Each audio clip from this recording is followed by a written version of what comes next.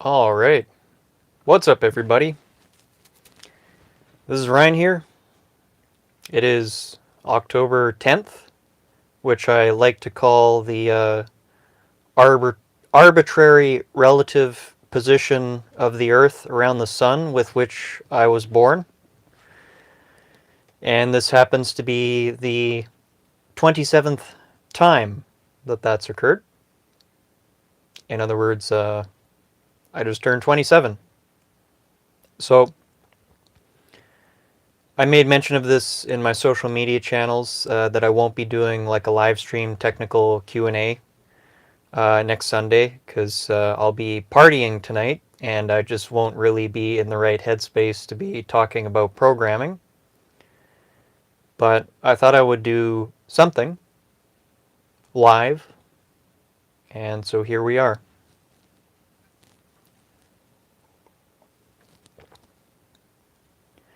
So what I thought I would do is, thank you, Harish, appreciate that. I thought I would spend a few minutes talking about some of my teachers, and if by the end of that rambling people have any questions they want to ask me, non-technical questions, then I can stick around and try and answer those questions. But yeah, let me get started by talking about the people who mean the most to me as teachers. And the reason for doing this is that um, I don't think anyone who watches my stuff really realizes how bizarre, how strange it is for me to be in the position that I am right now. Thank you, Salem. Of being a programming teacher, because I'm, I'm just basically a lower middle class white kid who grew up in a trailer in a dysfunctional family and did a pretty mediocre job in school. So for me to be doing what I'm doing, I really never could have imagined this. But the truth is that it only would have been possible. It's only been possible because of the internet and because of the teachers that I've managed to find on the internet. And if there's nothing else you kind of take away from this video, um, even if you grow up in a situation where there's really nobody around you who is capable of functioning as a human being, even on like an average level, let alone being a truly exceptional person, like some of the people I'll be mentioning. Even if you don't have those influences around you, if you at least have an internet connection, then you can be constantly listening and putting inputs from good people into your head. And that's, it's been a long road, but throughout the past 10 years, to give you an idea, I moved out when I was 17 years old. I moved out 10 years ago. Um, and to give you an idea, I basically got kind of booted out in life and sent into a city away from my family, and I had to sort my shit out. I had to get a job, which I did. I had to pay the rent. Um, it wasn't an easy life. But what made it easier was that I had some really great teachers along the way. So what I would like to do now is spend a bit of time discussing some of my favorite teachers and the things about them that I really like. And thank you, Paul and Carlos. I appreciate that. So first and foremost, someone who probably is the reason why I am doing what I'm doing, that is teaching and learning, uh, is Carl Sagan. I don't know if any of you have ever watched Cosmos. It's a TV show from, I believe, the 80s or 90s, and Carl Sagan's Cosmos. And what Carl Sagan taught me, indirectly, not really by doing so, He taught me that learning and science and studying nature and learning about the mysterious ways that the world works, he taught me that those are really beautiful things. Those are things which, whether you're a religious person or not, can really bring up a sense of awe. Um, and he really taught me to think critically and to understand the scientific method and to bring sort of a life and an entertainment into things that can be otherwise really quite boring depending on how they're presented. I mean, when I built a computer a couple months ago, a virtual computer, not a physical one, but I built a virtual computer. I made all the little hardware components virtually, the accumulator, the arithmetic logic unit, the immediate bus, and all that stuff. It really showed me how complicated computers really are, and it allowed me to appreciate um, how beautiful the scientific method and endeavors can be. That's not to say that every scientist should be listened to. I don't think that's the case. You have to judge everyone. Just because someone calls himself a scientist doesn't mean they know what they're talking about. Doesn't mean they are actually doing science. But that was really important. The next teacher I would like to mention is from quite the opposite side of the spectrum. Elliot Hulse is his name. Now, you have to understand that the Elliot Hulse you see now is very different from the Elliot Hulse I learned from back in 2012. Back in 2012, Elliot was all about building his business and getting stronger. He was basically like a professional strongman, a personal trainer. But the most important thing that Elliot Hulse, and I don't really watch his stuff anymore. He's gone a bit crazy, but I still have a lot of love for the guy. But what Elliot Hulse taught me was that it's possible to be really two things. It's possible to be manly. And when I say manly, I mean not an insecure man, not a weak man, not a fearful man, but a strong man that is capable of defending one's friends and family and basically being, the baddest dude in the room, but not letting that be a source of anger. Being someone who's strong but caring, someone who doesn't pick on other people. And then more importantly than that, Elliot taught me probably one of the most important things I've ever learned to do with communication skills. Elliot Hulse taught me, Mr. I'm all up in my head, that's me, I'm all up in my head and I think I'm going to solve every problem that ever existed by analyzing it. Elliot was the first person who kind of taught me to get out of that headspace, to understand that the analytical discursive part of my mind is only one facet. I used to worship it. I used to think it was like the most important thing ever, and I'm not saying it's not, but I had a lot of what I will call social retardation issues. I wasn't good at communicating with people. I wasn't good at dealing with strangers. I was like physically tight all the time. My shoulders were tense and I was just inhibited and stifled in all these sorts of things. And Elliot Hulse taught me how to be comfortable in my own human skin, in my own body, how to be relaxed and flowing, and how to talk from my diaphragm, and how to be free from my overly analytical mind. And that is one of the most important things I've ever learned, because you might be in the stage that I used to be in where you think logic is everything and the analytical discursive part of the brain is everything and emotions are just trivial nonsense. Yeah, that's probably what you would say if you are deeply emotionally traumatized like I was, but I hope eventually you might learn that being happy really is worth it, and it can be done, and you don't have to be stupid to be happy. In fact, making the conscious decision not to be happy, which is what I used to do, is probably the height of stupidity.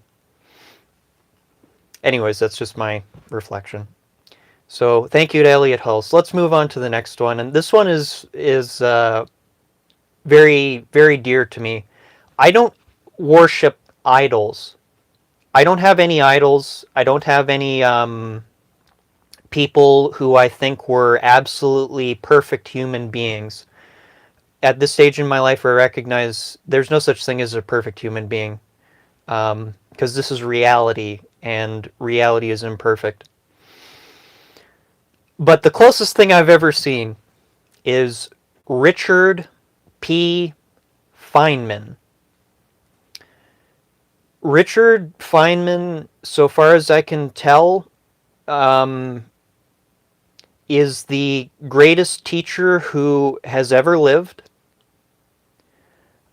He is the person I try my best to model in my own teaching. Thank you all for all the nice wishes. Sorry, YouTube on my little phone is hard to read here, but thank you everybody. I appreciate that. Richard Feynman sets the bar for teachers, because whenever you learn something from Richard Feynman, he gives you a way to think about it. So when Richard Feynman is teaching you about the weak nuclear force between different particles, he gives you an analogy, a way to think about that, by supposing a cork, a wine cork, sitting in a piece of water, and if that cork jiggles, it sends these waves of water out, and that can be thought of as radiation, or the electromagnetic fields. So the point I'm trying to get at here, and I'm not a physicist, but Richard Feynman is the pinnacle of teachers. I've never seen anyone quite like him, and we can consider it an extraordinary privilege that he's made textbooks in physics, and something I studied more recently, his textbook on computation, which answered everything I really wanted to know about computation, and it did it in a way which made sense.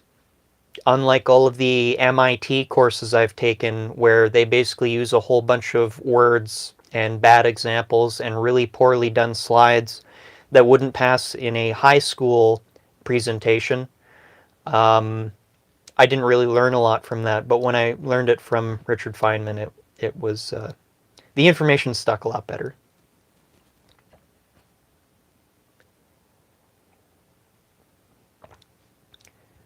I also want to mention Mark Bell. Mark Bell runs a YouTube channel, Super Training, it's called.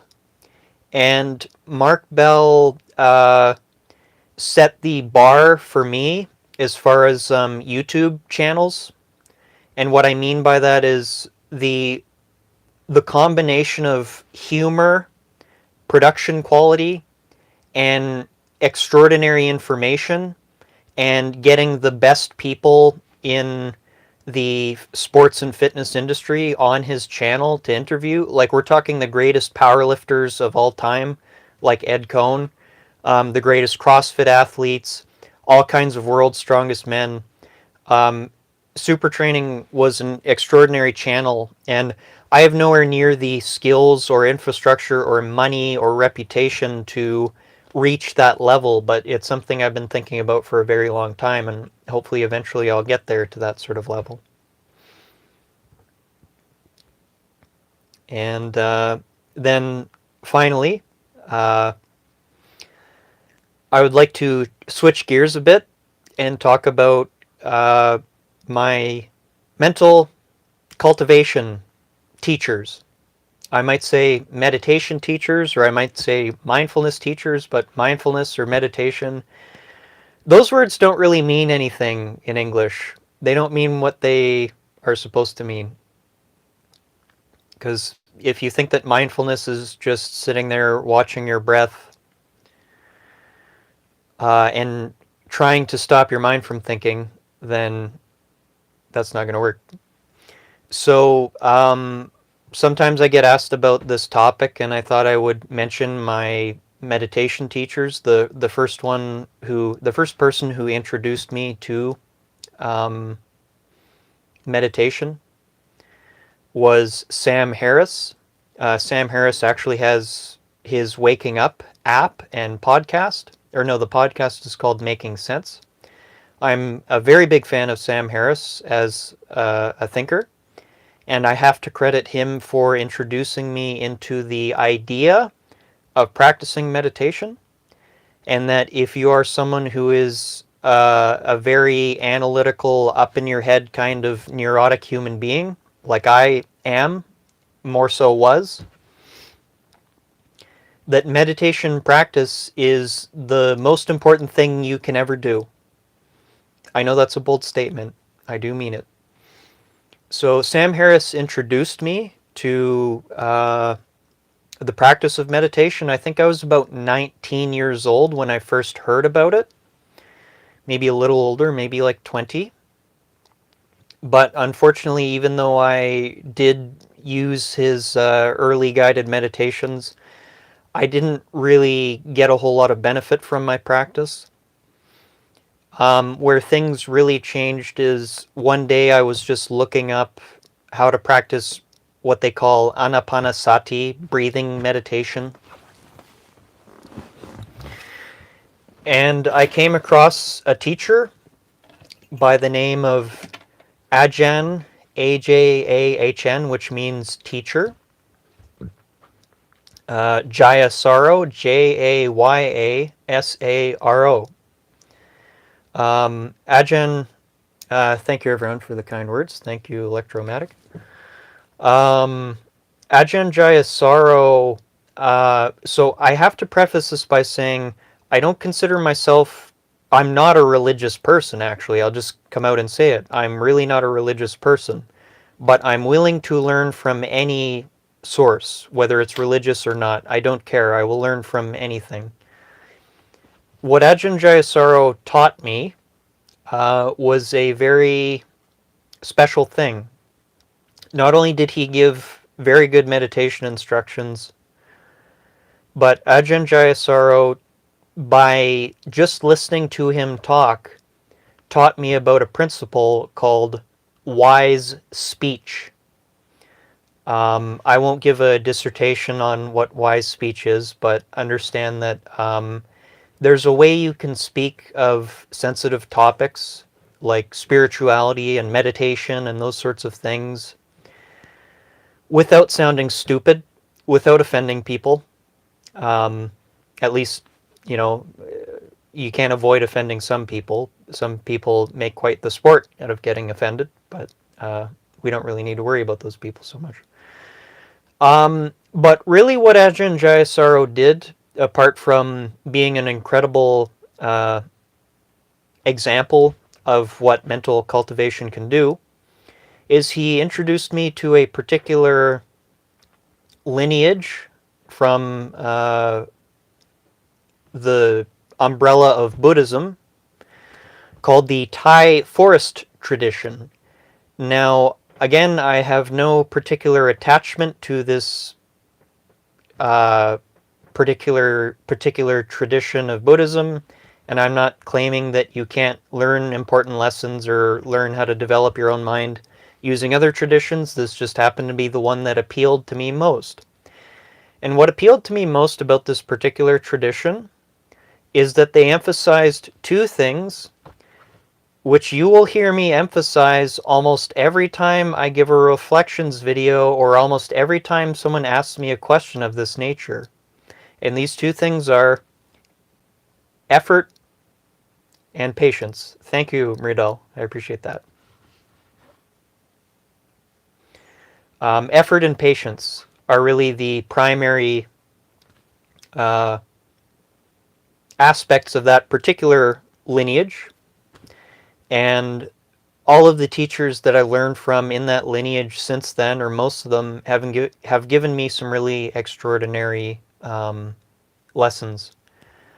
on how to actually meditate properly, which is something that actually took me about 6 years to figure out.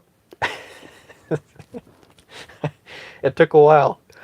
And really, a lot of the no worries, Mridal. Thank you.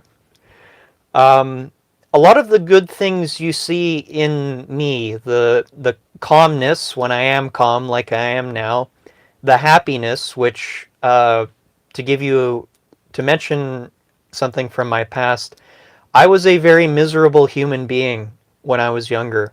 I was not a happy human being like I am now. All of these sorts of things are the result of the lessons I've learned from these people and my own effort in cultivating the practice. So I think that's basically all I wanted to say about my teachers. And I really appreciate all the people stopping by to wish me happy birthday and all that stuff. I really appreciate that, folks. I'll stick around for a few minutes, and if anyone has any non-technical questions, you can ask me now, or if you just want to say happy birthday, that's cool too. I really appreciate that. But really, what I just wanted to say, I'm 20 years old, 27 years old, and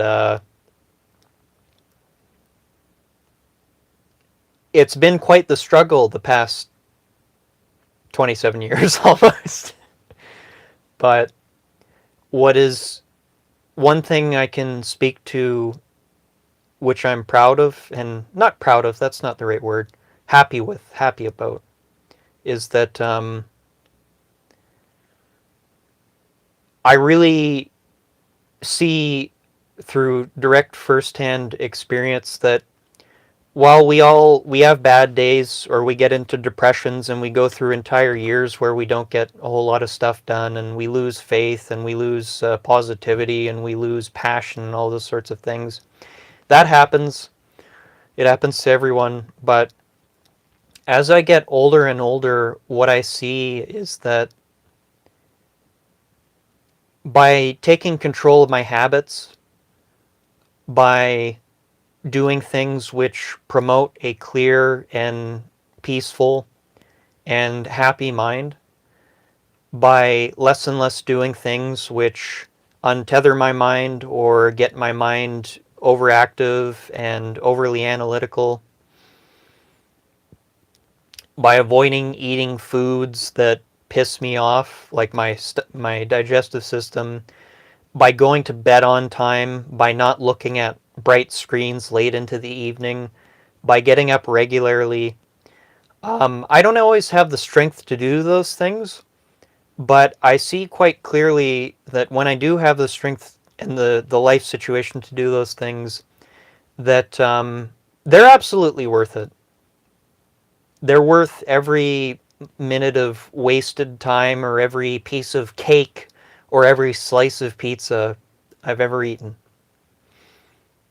So thank you.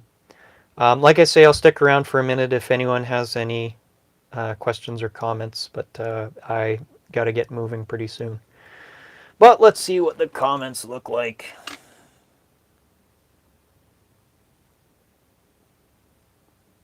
It would be really nice if I could just get the live chat to stay up. Thank you, Akalesh. Thank you, Shital, Eduardo, Buyang, Carlos, Paul, Harish, Salem. You're all great people. What's up, Boyan or Bojan? Boyan, I think? That looks like a Croatian last name, Village. Thank you.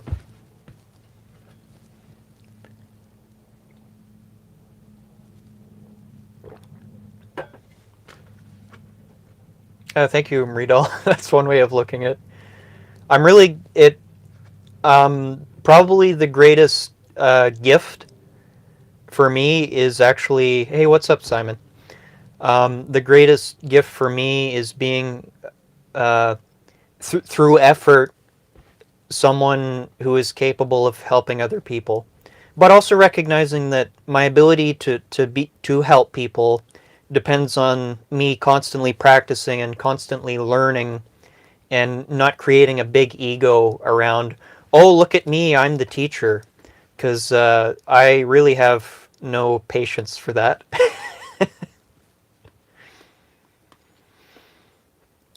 Yep, very true, Electro.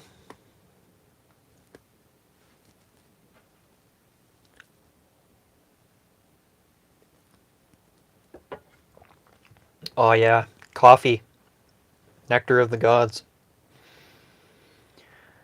All right, people. Well, I think I'm gonna probably call it quits there. Um, but thank you for everyone who turned up to say happy birthday. And I hope, if you're maybe having a bit of a rough day, that snap out of it. Take a walk. you know, do what you need to do. Fix whatever's bothering you. Thank you so much, everybody, for the wonderful comments. And the last thing I'll say before I sign off here is that I'm looking to spend a lot more time coding. Yeah, Vikings, I get that a lot. I'm looking to spend a lot more time coding, and I have been more active on social media, but there's a whole bunch of projects that people have been asking me about, and I will try to get them done. That's going to require me to be spending on average 10 or 12 hours a day working because I have a lot of different things I need to do. But coming into this year, this new year for me, um, I don't really see a lot of point in doing anything else but working hard. So thanks, everybody. I hope you all have a great weekend, and I'll be seeing you soon. I don't know how to stop this thing. Skull. Where's the stop? Okay, there it is. All right, peace out.